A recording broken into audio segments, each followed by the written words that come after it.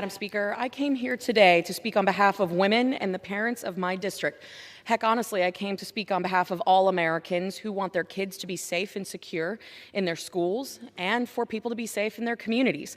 I came here today to say that we all want these things because our hearts collectively break when any life is lost. We mourn for those lives lost needlessly. We need to do better, and we can do better, which is why every single member of this chamber must, without hesitation, denounce, decline, and decide and oppose against H.R. 7910, the Politics Over Our Kids Act. This is common sense. Taking legal firearms out of the hands of law-abiding citizens does nothing but empower criminals. It's already illegal to commit murder. Has that stopped murder? Has that stopped violence? No. Madam Speaker, you said in your opening remarks that, quote, protecting our kids, what could be more important than that? You said, quote, we are here for the children. You went on to say that, quote, everything we do is for the children, and that today's effort to strip our constitutional rights is, quote, a crusade for children. You must have forgotten the nearly 60 million children that have been murdered through some of the most horrific means during an abortion. All on your watch. You invoke JFK and say that our children are our best resource and our best hope for the future. Is that so? Why do you deny them their future by killing them in the womb? Sounds a bit hypocritical if you ask me.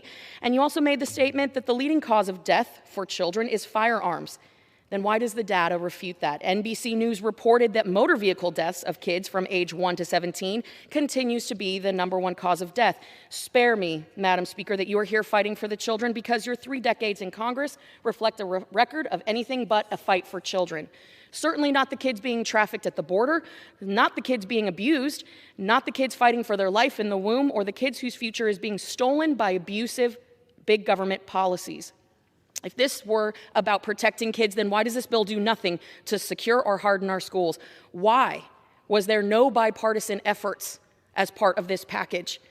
Why do these bills do nothing to address the mental health crisis that we are facing, driving the violence? It is the guns. It is not the guns. It is the people. People who are intent on committing acts of evil and violence will do so by any means necessary. That is a fact. But while you have conveniently forgotten so much, I certainly do not want to forget how many victims of domestic violence will be left without options to protect themselves if this garbage bill becomes law. Because it's the same party screaming to defund our police is the same party screaming about how you, a law-abiding citizen, should not be able to defend yourself. Finally, I would be remiss if I didn't mention that you have clearly all forgotten your oath. An oath that we took here on this chamber floor to uphold and defend the United States Constitution. The Second Amendment is a part of that. Madam Speaker, and to all my colleagues, the Constitution is not a la carte. You can either accept it all or none of it. But you cannot cherry pick it. And if you can't uphold your oath, then you should resign. With that, I yield back. And all members are reminded once again to address their remarks to the chair. Gentleman from New York. Madam Speaker, I now yield 1 minute to the distinguished gentleman.